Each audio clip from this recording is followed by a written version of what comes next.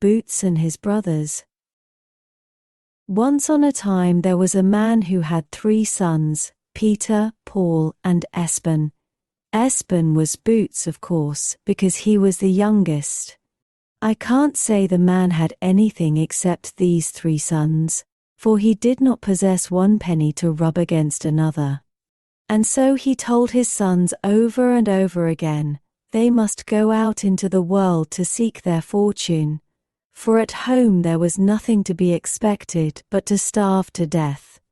Now, a short way from the man's cottage was the king's palace, and you must know, just against the king's windows a great oak had sprung up, which was so stout and big that it took away all the light from the king's palace. The king had said he would give much gold to any man who could fell the oak, but no one was man enough to do it, for as soon as 1 chip of the oak's trunk flew off, 2 grew in its stead.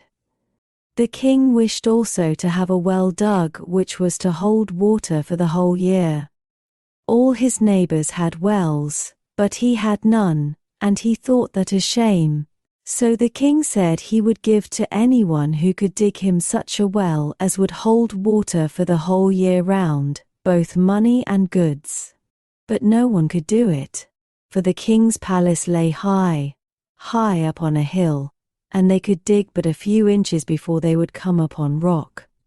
But as the king had set his heart on having these 2 things done, he had it given out in all the churches of his kingdom far and wide, that he who could fell the big oak in the king's courtyard, and dig him a well that would hold water the whole year round, should have the princess and half the kingdom.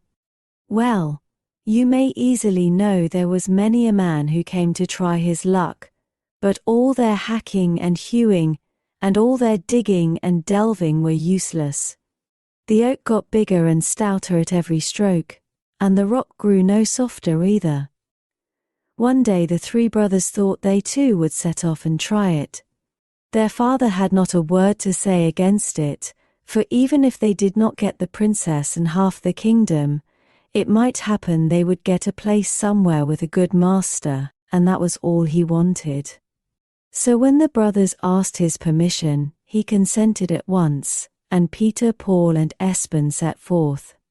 Well, they had not gone far before they came to a fir wood, where at one side there rose a steep hill, and as they went along, they heard something hewing and hacking away up on the hill among the trees. I wonder now what it is that is hewing away up yonder, said Boots. You're always so clever with your wondering, laughed Peter and Paul both at once. What wonder is it, pray, that a woodcutter should stand and hack up on a hillside? Still, I'd like to see what it is after all, said Boots, and up he went. Oh, if you're such a child, 'twill do you good to go and take a lesson, called out his brothers after him. But Boots didn't care for what they said. He climbed the steep hillside towards the spot whence the noise came, and when he reached the place, what do you think he saw? Why, an axe that stood there hacking and hewing, all of itself, at the trunk of a fir tree. Good day, said Boots. So you stand here all alone and hew, do you? Yes, here I've stood and hewed and hacked for hundreds of years waiting for you, said the axe. Well, here I am at last, said Boots, as he took the axe, pulled it off its haft, and stuffed both head and haft into his wallet. When he got down again to his brothers, they began to jeer and laugh at him. And now what strange thing was it you saw up yonder on the hillside? They asked. Oh, it was only an axe we heard, said Boots. When they had gone on a bit farther, their road passed under a steep spur of rock, where they heard something digging and shoveling. I wonder now, said Boots, what is digging and shoveling up yonder at the top of the rock? Ah, you're always so clever with your wondering, laughed Peter and Paul again, as if you'd never heard a woodpecker hacking and pecking at a hollow tree. Well, well, said Boots, I just think it would be fun to see what it really is. And so off he set to climb the rock, while the others laughed and made fun of him. But he did not care a bit for that. Up he climbed, and when he got near the top, what do you think he saw? Why, a spade that stood there digging and delving. "Good day," said Boots. "So you stand here all alone and dig and delve, do you?" "Yes, that's what I do," said the spade, "and that's what I've done these hundreds of years. Waiting for you, Boots." "Well, here I am," said Boots again, as he took the spade and knocked it off the handle, and put it into his wallet, and then returned to his brothers. "Well, what was it so rare and strange," said Peter and Paul, "that you saw up there at the top of the rock?" "Oh," said Boots, "nothing more than a spade, that was what we heard." So they went on again a good bit until they came to a brook. They were thirsty, all three, after their long walk, and so they lay down beside the brook to have a drink. "I wonder now," said Boots, "where all this water comes from." "I wonder if you've lost the little sense you had," said Peter and Paul in one breath. "Where the brook comes from, indeed. Have you never heard how water rises from a spring in the earth?" "Yes. But still I've a great fancy to see where this brook comes from," said Boots. So along beside the brook he went, in spite of all that his brothers cried after him. Nothing could stop him. On he went, up and up, and the brook got smaller and smaller, and at last, a little way farther on, what do you think he saw? Why, a great walnut, and out of that the water trickled. "Good day," said Boots again. "So you lie here and trickle and run down all alone?" "Yes, I do," said the walnut. "And here have I trickled and run these hundreds of years, waiting for you, Boots." "Well, here I am," said Boots, as he took up a lump of moss and plugged up the hole, that the water might not run out. Then he put the walnut into his wallet and ran down to his brothers. "Well now," said Peter and Paul, "have you found out where the water comes from? A rare sight it must have been." "Oh, after all, it was only a hole it ran out of," said Boots, and so the others laughed and made fun of him again. But Boots didn't mind that a bit.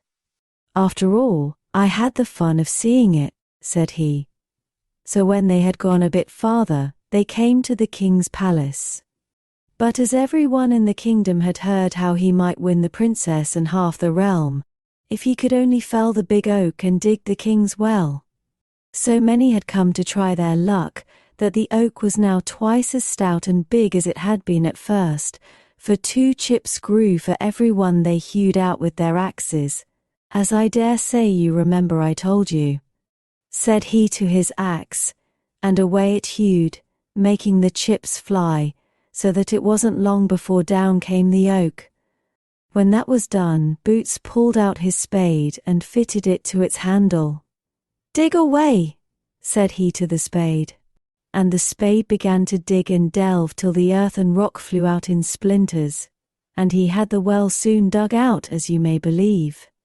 And when he had got it as big and deep as he chose, Boots took out his walnut and laid it in one corner of the well, and pulled the plug of moss out.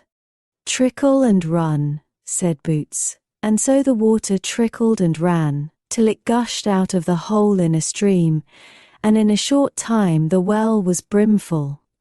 Then Boots had felled the oak which shaded the king's palace, and dug a well that held water all the year around, and so he got the princess and half the kingdom, as the king had said. So the king had now laid down as a punishment, that if anyone tried and could not fell the oak, he should be put on a barren island, much like a prison. The 2 brothers did not let themselves be scared by that, however, for they were quite sure they could fell the oak, and Peter, as he was the eldest, was to try his hand first. But it went with him as with all the rest who had hewn at the oak.